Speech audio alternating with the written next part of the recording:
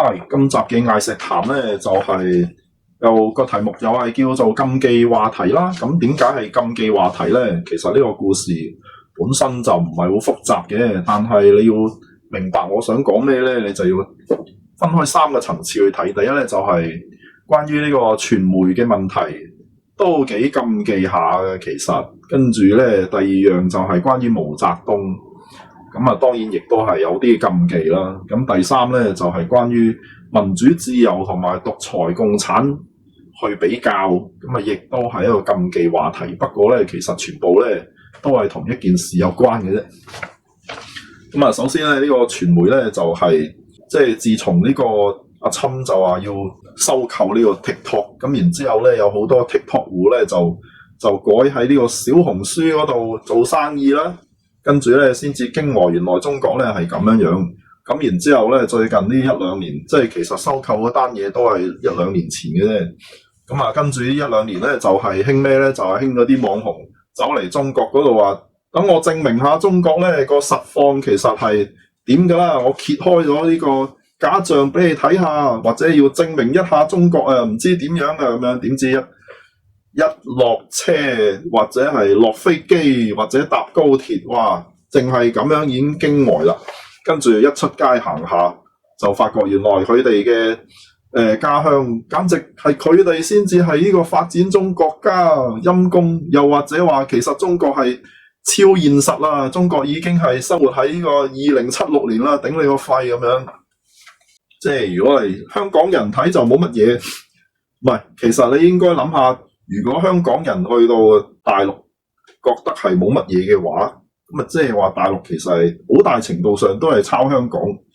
咁但係抄香港係可以抄到100個城市，每個城市都好似香港咁呢個高樓大廈密集，然之後享受呢個網絡世界各種嘅設施。即係其實呢個設施係唔係由1數到100，係數到去嗰啲縣級嘅小鎮都一樣可以享受到呢個網絡設備嘅。即係話你喺一個只係得幾萬人嘅小鎮裏面係冇人識噶啦咁樣。即係我鄉下就呢個古井，咁古井當然係有景點啦，但係如果冇景點就冇人識。但係你去到嗰度買嘢一樣係可以嘟。咁啊，除古井呢個得幾萬人嘅城市，除咗冇醫院之外，所有嘢都好齊全嘅。即係一樣有銀行，一樣有呢個電話啊、網絡啊，周圍都打個電話，哇，乜都有。咁啊，即係咩？即係話香港人覺得，咦，係啊，好正常咁啊。喂，大佬，如果你去美國，你就發覺，哇，原來美國係咁落後。哇，乜都冇啊，喂！哇，你爛溶溶咁樣，哇，原來周街都係呢個流浪漢咁樣，點住啊？咁樣係咁樣喎。跟住咧，嗰啲外國嘅網紅去到中國，夜媽媽12點幾1點，見到啲阿嬋喺度跳廣場舞，跟住咧就感動到喊。點解啊？因為佢見到啲人完全係冇擔心過治安問題，因為喺呢個全世界絕大部分嘅地方，半夜12點1點係被認為係覺得好危險，一出街隨時俾人老粒湯死牛，都唔知死咗喺邊咁樣。甚至係日本，你地鐵停咗之後都覺得唔安全啦。咁啊，但係中國咧就係哇！啲大城市嘅人頭湧湧，仲有好多人喺度行嚟行去喎。跟住咧就話呢個中國有人又喺度做實驗，喺個路邊擺低佢自己個碌卜，睇下有幾多秒鐘就俾人偷啦咁樣。咁喺美國咧就係大概係20-30秒就俾人偷咗啦。跟住咧佢就企喺度睇咗半個鐘，冇人理佢。嗰個碌卜都幾千銀，即係等於大部分人1個月人工。佢就係咁樣擺喺路邊，冇人看住，冇人偷。所以咧，佢哋簡直係難以置信啦。咁難以置信係代表咩咧？咪就係代表，咦？點解我哋幾廿年嚟所認識嘅中國唔係咁嘅？即係講緊呢個美國人同埋歐洲人，甚至乎係印度人。喂，點解我哋幾廿年嚟認識嘅中國都唔係咁喎？我諗台灣人都係喎。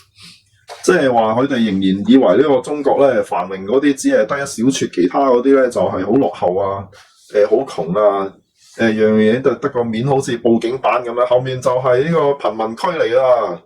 即係講緊印度咁樣，點知原來唔係喎，哇！你行到去縣級小鎮都仍然係咁樣樣喎。咁反映咗咩？即係話其實喺呢個西方係冇言論自由嘅。你諗下係咪？如果有言論自由，點解有啲咁大嘅目標，即係佔咗全世界1/5人口咁大目標裏面嘅真實情況，你係可以冇人知喎？你覺得點解咧？呢個咪就係傳媒嘅問題咯。呢個咧就係第一樣嘢啦。講到呢度咧，咁啊，梗係要賣下廣告啦，係咪？一般人以為學星座就係去學下12星座性格係點㗎，咁學完之後咧就可以喺呢個社交場合同人吹下水啊咁樣，又或者係知道人哋嘅脾氣啊咁樣。但係學呢個薛派星座命運學係完全唔同層次嘅，因為我已經將呢個出生日期點解會形成性格嘅命運解讀咗，所以喺呢個課程裏面會學到啲人諗嘢究竟裏面係有啲咩唔同，因為佢哋連認知嘅能力都係唔同嘅。咁然之後咧就係點解人會產生呢個衝突，因為係有非理性思考。咁當你學識咗呢啲嘢之後，你就會掌握到其他人嘅諗嘢方式，跟住你睇世界都會覺得好唔同，完全係唔同層次嘅嘢嚟嘅。你學到嘅嘢就係你係會對於點樣同人哋相處，係講緊職場上點樣同人相處，點樣說服人，點樣去估計人哋嘅行動，都係提升到另一個層次。所以咧，你要報名嘅話就係6760062067600620去買呢個課堂高清錄影啦。好啊，咁啊繼續講落去啦。咁啊就係話，如果你直到現在先至發覺呢個傳媒係呃咗你20幾年嘅話，唔係呃咗你幾十年嘅話，咁我哋所認識嘅中國，特別係毛澤東時代，你對呢個中國嘅認識有幾多成係真嘅咧？咁樣跟住咧，其實你一諗起呢個毛澤東，主流嘅講法咪就係話嗱，呢個大躍進啊、批鬥啊、文革啊。然之後大饑荒啊，餓死幾多人啊？喺呢個現代，即係去害死嘅人比起呢個希特拉仲要更加多啊！咁樣喺呢個獨裁啊，然之後點解共產黨仲喺度？因為鎮壓啦，係呢個武力血腥嘅鎮壓啊！呢個非常之呢個高壓冇自由嘅政權啊，係呢個最邪惡嘅政權嚟噶咁樣。呢個世界甚至香港好多人都係相信呢啲嘢嘅。即係你求其睇下嗰啲 Facebook post， 如果我喺度講毛澤東，包你幾百個 comment 都係咁樣講。咁所以我如果講毛澤東，其實係好啊咁樣。咁其實咧呢個就變成咗兩極噶啦，一啲咧就係啊，一啲話唔係啊咁樣。應該講唔係嗰啲係多過係嗰啲喎。好啦，咁跟住就係話，喂，咁你而家先知道，其實你傳媒呃咗你幾廿年。係整個歐洲10幾億人，傳媒呃咗10幾億人幾十年。咁究竟呢個毛澤東時代中國佢呃咗你幾多嘢咧？咁但係咧，你咁樣同人講冇用啊，因為咧，當呢個大話講咗100次之後就變咗真話。咁但係大話有幾多咧？係唔止100次啊，係每個月都唔止100次。即係如果你喺網上搜下，究竟每個月增加幾多個大話，係每個月增加嘅大話係遠超過100次，係關於中國嘅大話。即係佢仲要多到咧，你係難以證明喎。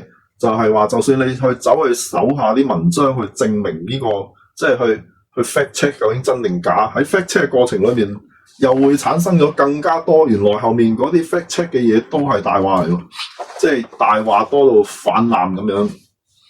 咁所以咧呢個馬斯克先至話，喂，其實而家 AI 係舐硬嘢，因為 AI 講俾你聽嘅嘢就係最熱搜嘅文章裏面撮寫出嚟，跟住最熱搜嘅文章裏面，其實全球喺網絡上面最熱搜文章裏面有幾多成係大話咧？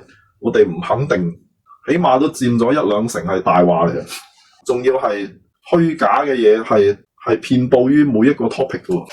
即係而家件事係咁樣，所以咧馬斯克先至話嗱，我而家要建立咗一個新嘅Wikipedia 嚟抗衡而家呢個 Wikipedia。其實而家 Wikipedia 咧都俾人污染咗好多噶啦，咁樣咁事實係啊，連 Wikipedia 作為你搜資料嘅窗口只要係同政治或者係現代社會有關嘅嘢，有好多都係被人刻意地改咗噶啦。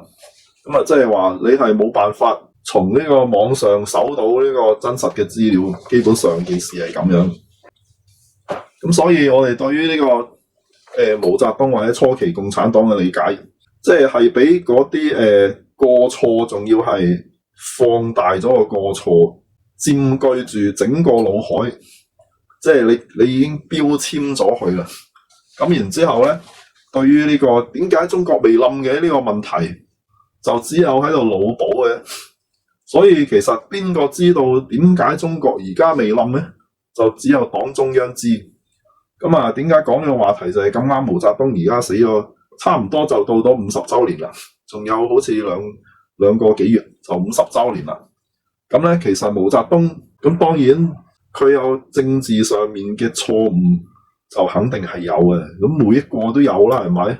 咁當然佢錯得幾瀨嘢啊！呢個都好常識下啦，係咪？唔使點解釋啦咁樣。咁但係我正如我之前嗰啲講法就係，雖然佢係一個失誤，但係佢出發點係啱嘅。好啦，咁除咗呢個政治失誤，但係出發點啱嘅時候，咁跟住咧，當然就係輪到呢個大饑荒啦。咁大饑荒呢家嘢咧，就係又係嗰啲國內嘅分析員都有講過話，實際上大饑荒死咗幾多人？其實你哋聽到嗰個數係好明顯係一個假嘅，因為呢個西方傳媒係點樣計呢條數出嚟，係用一啲數據畫幅畫，然之後喺冇數據嘅地方畫一條直線咁樣拉過去。咁但係你開頭嗰啲非常之疏落嘅數據可唔可靠咧？即係話開頭嗰啲你撐咗一個少少嘅小數位，然之後唔係因為當時嘅統計上面可能係有失誤，仲有你計算裡面亦都係有一個唔合理嘅推斷之下，咁西方嘅人咧就話應該咧死咗3000萬人。點解啊？其實你內部嗰啲人討論過呢樣嘢，因為佢話如果你比較合理嘅推測咧，係死咗700萬人，死700萬人唔夠震撼咯。係啊，嗰啲人咁講，死700萬人係唔夠震撼。我哋講出嚟咁樣，點會令到人有反應啫？所以咧，我哋作到去合理地推斷係死咗3000萬人，係咁講嘅件事。所以咧，真實係咩？就係死700萬人係一個比較合理嘅推測咁樣。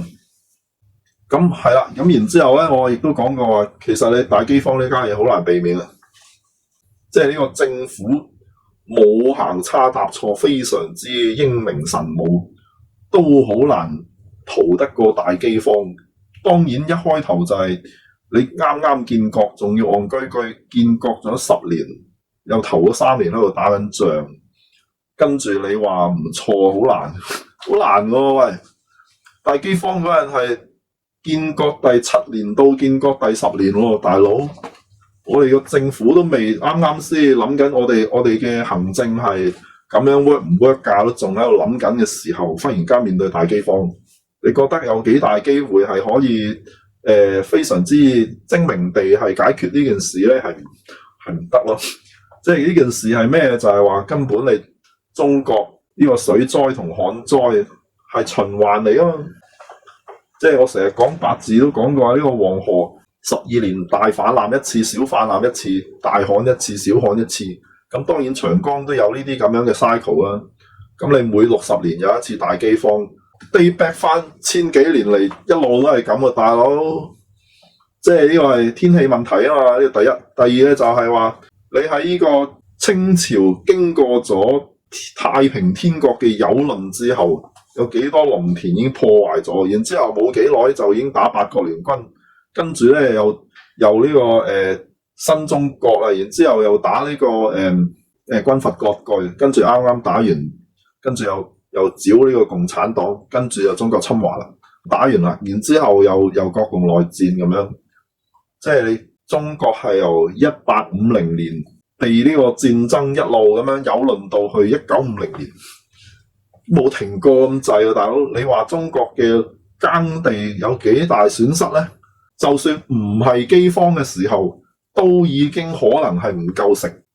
跟住仲要係呢個遇上呢個二次大戰之後嘅嬰兒潮 baby boom 嘅高潮就係1960年，即係你呢邊係好艱苦咁樣搶救呢個農地，仲要係冇乜經驗嘅情況之下，冇乜經驗冇乜學識，即係你話啲大學生農業部究竟有幾叻咧？跟住然之後呢個省縣鄉嗰個統治係幾完善，咪就係建國第7年有幾完善。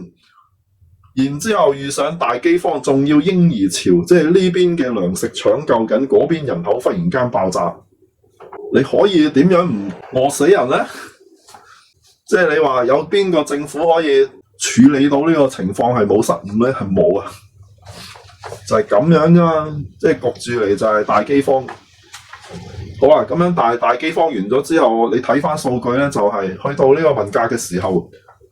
之後就冇發生過饑荒啊！個原因係喺大饑荒完咗之後，又再過咗10年8年，呢個土地已經係生產到糧食，已經係勉強夠食啦，已經唔會有饑荒問題啦。即係嗰件事係咁樣，就係大饑荒俾佢解決咗。好啦，咁樣呢啲咧就係話究竟啲傳媒喺你耳邊不停咁樣講。咁實況係點？實況咪就係佢解決咗饑荒問題，從此冇聽過有饑荒問題啦。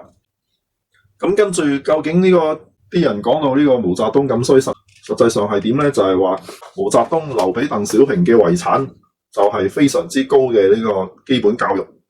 喺呢個建國之後長大嘅小朋友係90%幾有書讀，即係至少小學畢業。即係喺個建國之後就幾乎冇產生過文盲啦。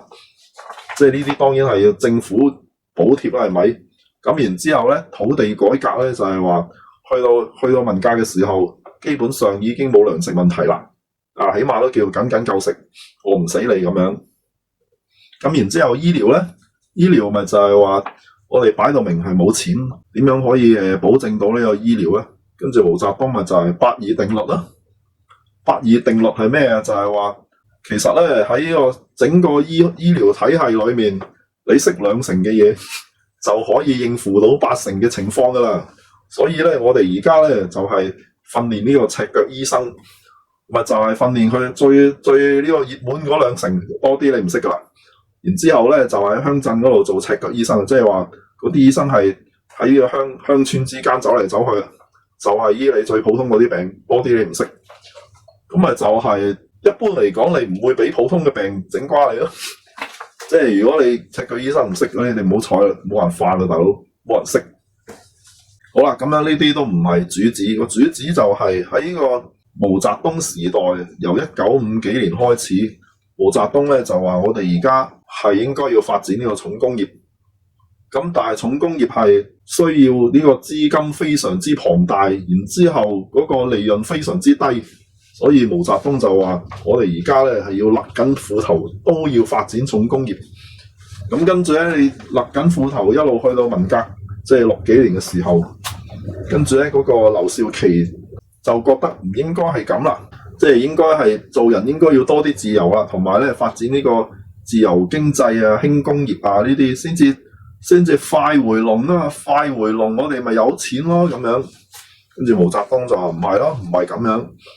咁但係講嗰啲嘢就唔係個個啱聽，咁結果毛澤東點咧？佢就係即係依照住呢個故事咁樣講，毛澤東咪就係發動咗文革去批鬥呢個劉少奇，即係拉佢落台。咁啊，實際上係咪咁？實際上基本上都差唔多係咁啊。咁啊，即係話毛澤東佢係要求全國人民再捱窮多20年。喺度以一個僅勉強可以維到生嘅經濟水平，即係意思係中國全國產出裡面嘅盈餘全部俾中國政府納晒，然之後全部人民就係要以一個僅餓唔死嘅水平之下生活多20年。點解咧？就係因為嗰啲錢咧就俾個中央政府攞咗。你話哇呢啲咁樣嘅慘不忍睹，同呢個蘇聯有咩分別？咁跟住咧就係話發展咗重工業。點解要發展重工業？即係重工業包括嗰啲咩咧？就係煉呢個鋼，即係最重要係煉鐵煉鋼啦。咁啊，其次就係煉其他金屬啊嗰啲咁樣，跟住咧仲有呢個去掘呢個石油啦，然之後要去煉呢個煉油廠，即係你要望下煉油廠係幾大間嘢，即係煉油廠就係一個好似足球場咁大嘅地方，然之後咧係成10層樓高，全部只係一件機器嚟嘅，咁上下咁樣。咁佢哋仲要係盲摸摸咁做，究竟佢點樣先至可以識得興建一個煉油廠？就係佢要花費10倍至20倍嘅價錢，向呢個外國夾硬問人施捨呢個技術翻嚟，即係人哋日本就半價，你咧係20倍中國。咁所以你中國仲要攞啲咩去換錢？就係米，一係咧就底衫底褲呢啲咁樣嘅拖鞋啲咁樣嘅嘢，然之後賺夠呢個外匯，然之後先至換間煉油廠翻嚟。跟住咧，佢梗係整咗一間，跟住你就山寨，然之後自己度慢慢研究啦，跟住自己整啦，類似係咁樣。咁然之後油田呢啲，你諗下，全中國咁大，油田喺邊度？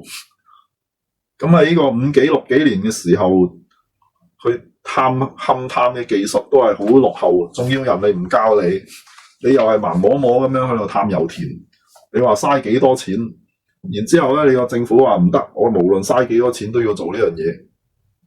咁你話如果係喺一個民主、大家有商有量嘅情況之下，一個政府係絕對唔會立下呢啲咁樣嘅決定，永遠都輪唔到呢啲決定出台啊！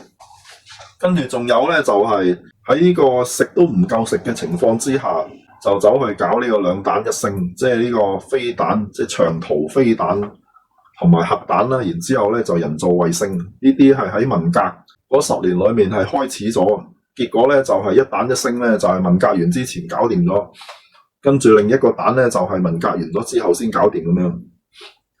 即係你嘥幾多錢？即係政府喺人民裏面抽咗幾多錢先至去搞呢啲嘢咧？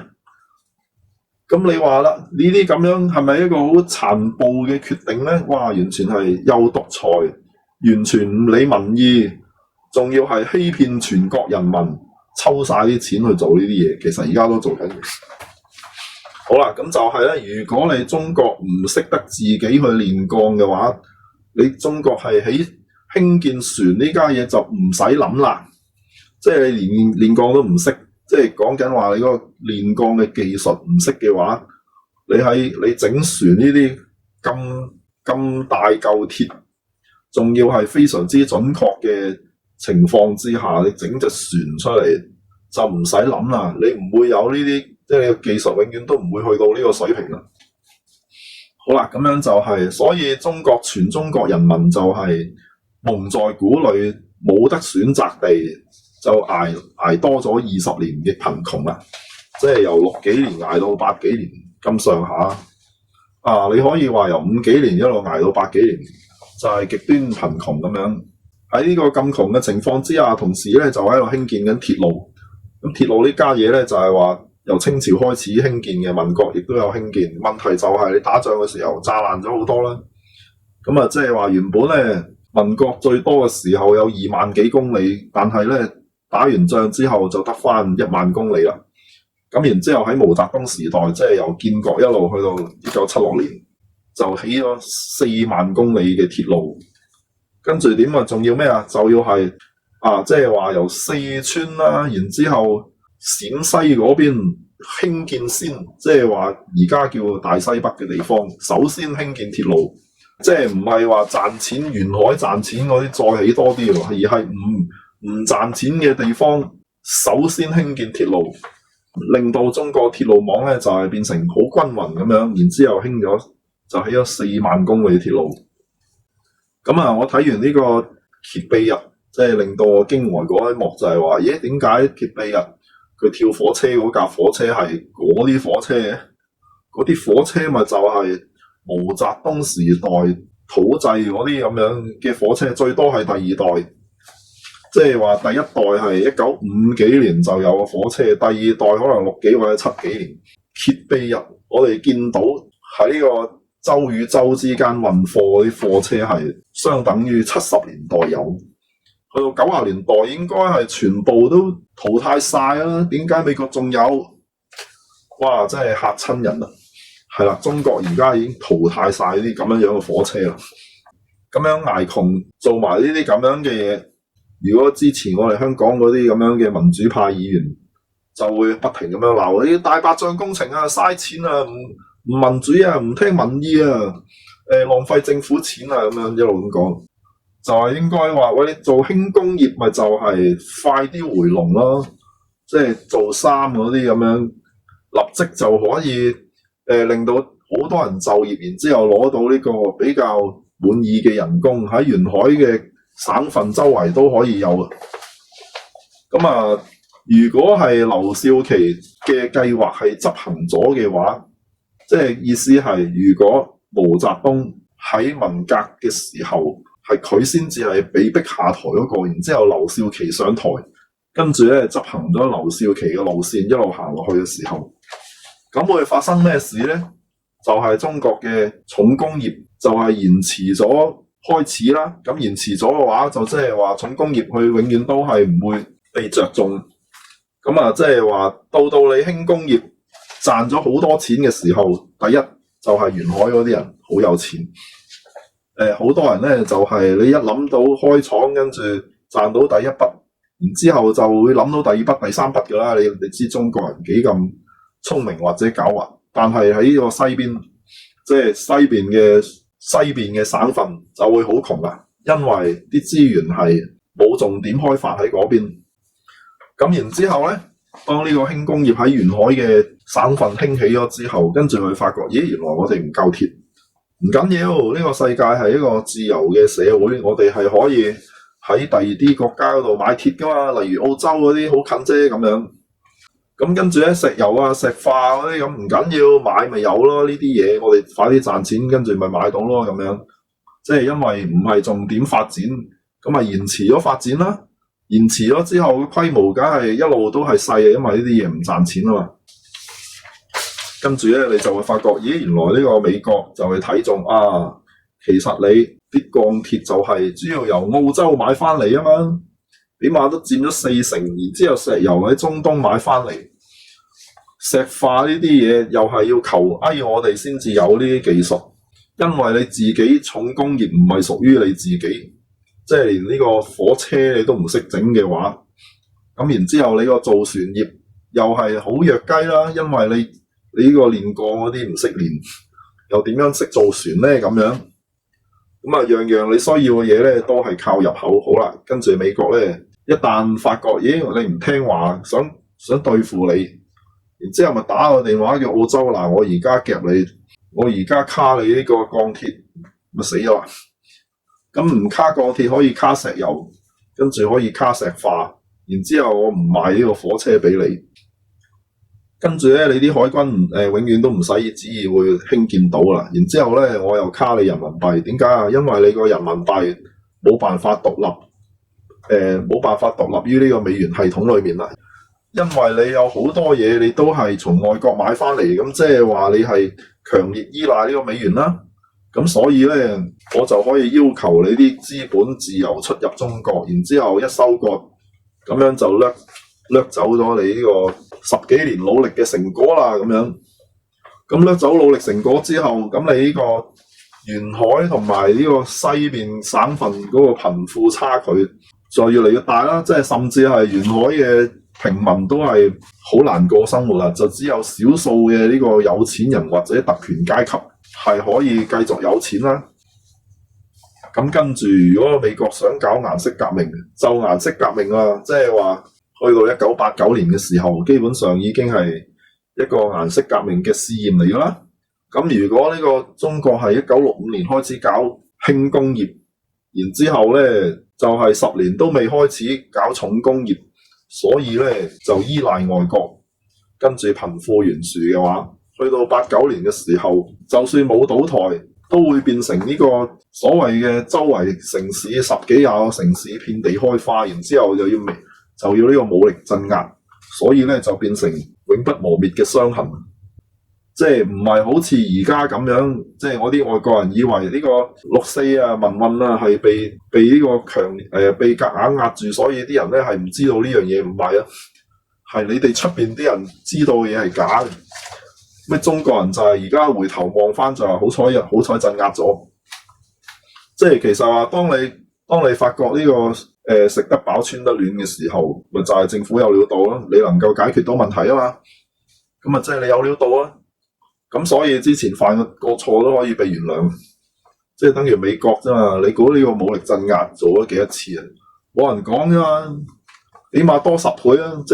即係講緊實際上1989年做過嘅武力鎮壓嗰個咁樣嘅程度，嗰個咁嘅程度咪就係死咗200幾人咯。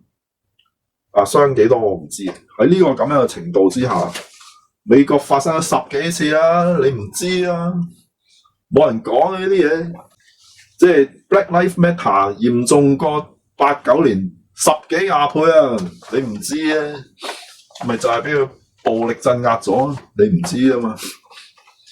點解你唔知啊？係因為喺個 Black Lives Matter 發生嘅第7日，突然之間全個美國所有關於呢件事嘅新聞，不單止係呢個主流傳媒，連呢個社交平台全部下架，唔准鋪。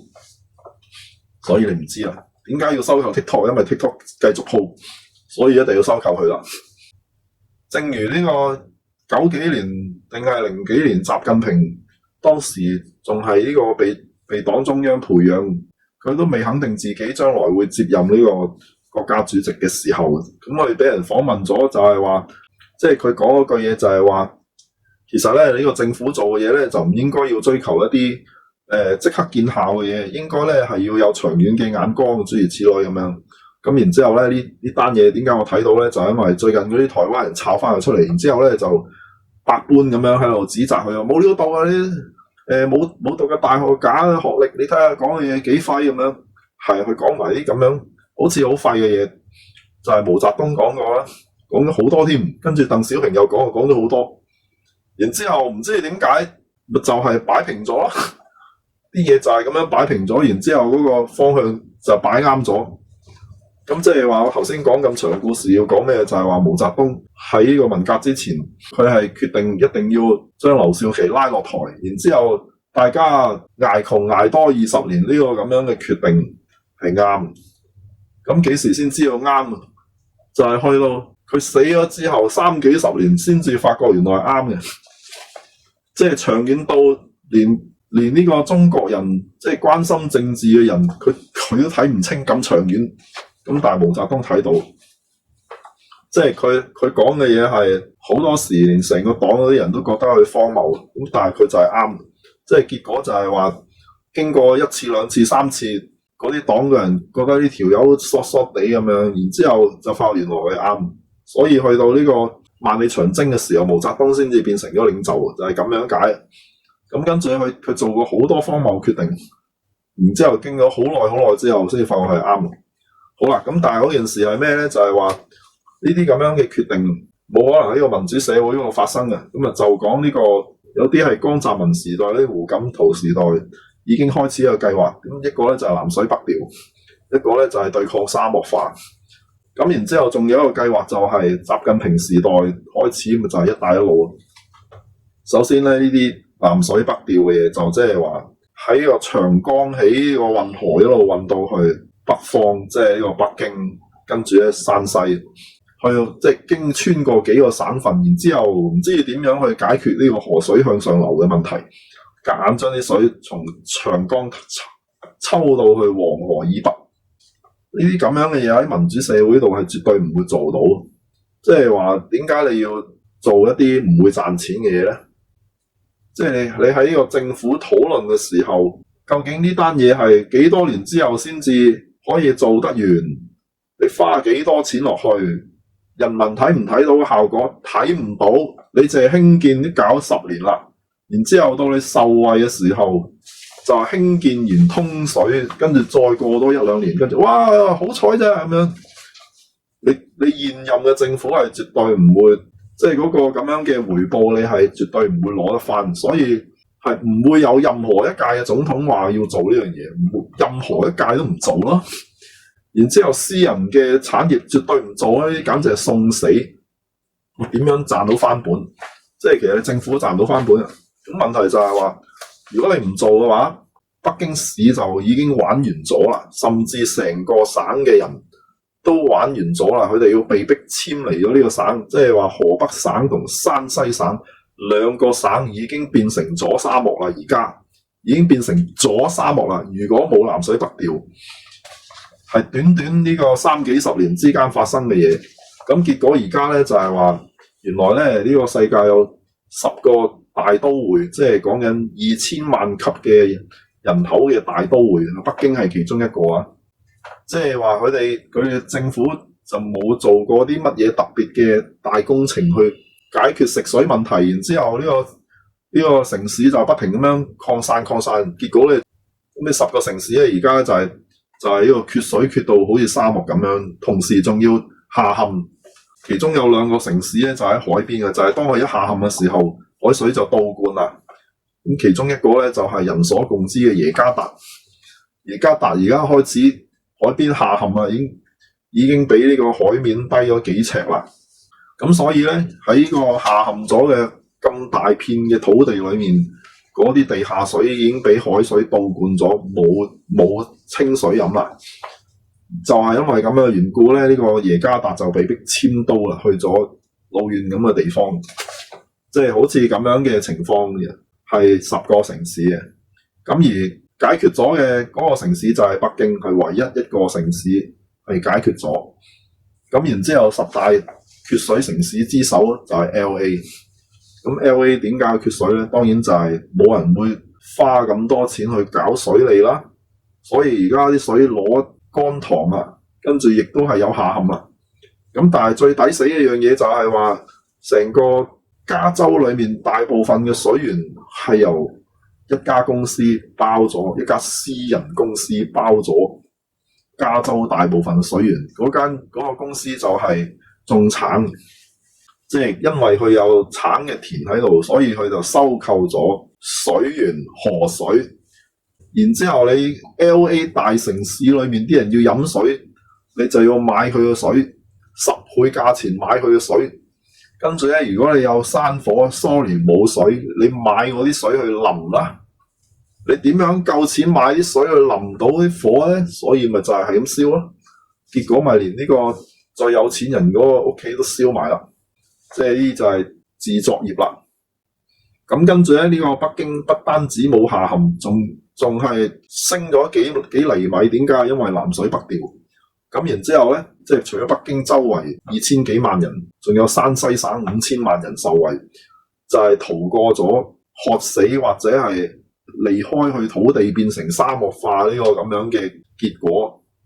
呢啲咪就係獨裁嘅共產政權先會做嘅嘢咯。即係你如果你要聽取民意，同埋你要討好民意嘅話，絕對唔會下呢決定。冇任何一屆係會做呢啲嘢咯。跟住抗沙漠化黐線啦，邊個做？冇任何一間私人公司做，即係只有呢個政府叫人哋去送死啦，你咁樣先要走去送死嘅。咁但係實際上係點咧？實際上就即係抗到沙漠化，仲有經濟收益咁樣。即係嗰件事係啲人要研究咗10幾年，換咗好多個唔同方法，先至可以揾到一個方法係有效。咁就係結果，所以就抗到沙漠化。仲要將呢個方法賣咗俾第二度添。咁啊，跟住咧就係後尾就係有一個工程，就係呢啲人一定會話大白象工程。哇！呢啲咁樣完全係浪費金錢。就係由呢個西安一路興建條鐵路，穿過青海去到新疆，仲要係去到新疆嘅最篤，即係喀什嗰度。喀什啊，即係話同呢個巴基斯坦、印度即係好近，得相差幾廿里就去到邊界啦。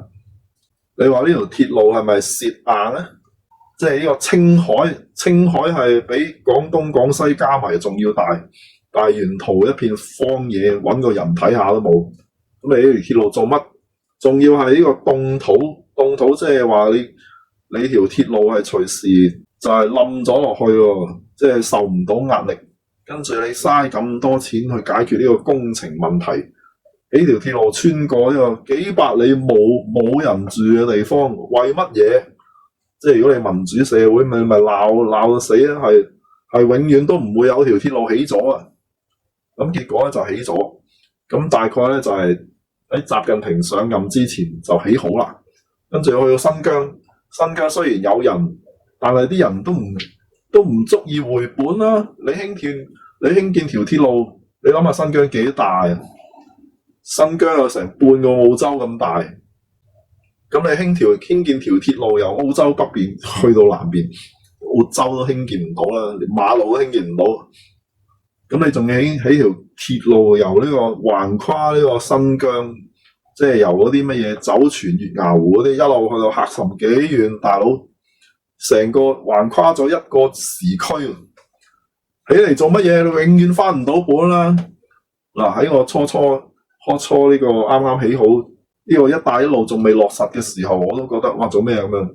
跟住咧，原來呢個咁樣嘅鐵路終點係一帶一路嘅起點，所以就係話你起完你都唔明點解佢要起，起完之後跟住話我哋不如搞一帶一路，跟住你就知點解有條鐵路啦，因為你呢個新疆成幾千公里嘅，只不過係同呢個俄羅斯比，簡直就係不值一提啦！即係你如果由新疆作為起點，橫跨呢個中亞五國去到呢個波蘭，你就知條鐵路差幾多倍啦。所以咧，中國呢啲咁嘥錢嘅，最拉尾就發覺哇，原來係唔起唔得，一定要起。但係你如果以民主社會，即係討好呢個民眾，要喺即時見效嘅政策，你咪就係唔會起呢條鐵路，唔會起呢條鐵路，你咪就係冇一帶一路咯。咁冇一帶一路咩後果咧？就係話呢個中國佢將來嘅呢個市場發展就係限制於呢個東南亞啦，就一定唔會有中亞五國，一定唔會有中東，一定唔會有非洲。但係而家就係有中亞五國，有中東，有非洲。係啦，而家你都覺得戇居啊！即係呢個面積大、人口少嘅地區又窮，你喺咁多基建嚟做咩啊？再過多10年你就明啦。咁啊，所以就係話，其實呢個民主同獨裁呢啲嘢，你唔可以話邊樣啱，係處境式嚟啊嘛。即係當你個國家一開始瞓醒嘅時候，佢都好有錢啦。然之後咧，賺硬嘅，冇乜嘢特別要做，咁你梗係民主啦。民主就係話保證你唔會太差，係唔會太差。即係叫做間唔中有啲損失，然之後我咪換咗佢啦。咁跟住咧就可以維持到噶啦，因為賺硬嘅咁樣喺啲咁樣嘅地區，即係講緊美國同歐洲，咁你梗係民主啦。但係呢個世界上大部分嘅國家係由二戰之後先至建立，即係新中國都係二戰之後先建立。咁當然中國人係覺得呢個朝代啦，但係實際上你換咗一個制度，從頭嚟過，都係二戰之後建立。喺呢個時候，獨裁永遠係好過民主。咁你呢個結果你就係知道啊！如果唔係，中國冧咗好耐啦，任由宰割。即係如果係民主嘅話，美國就一路發到而家。點解？咪就係從你中國嗰度掠過去咯。中國就任由宰割啦。好啦，講咗好耐啦，而家又收工，下次再講啦，係咁先啦，拜拜。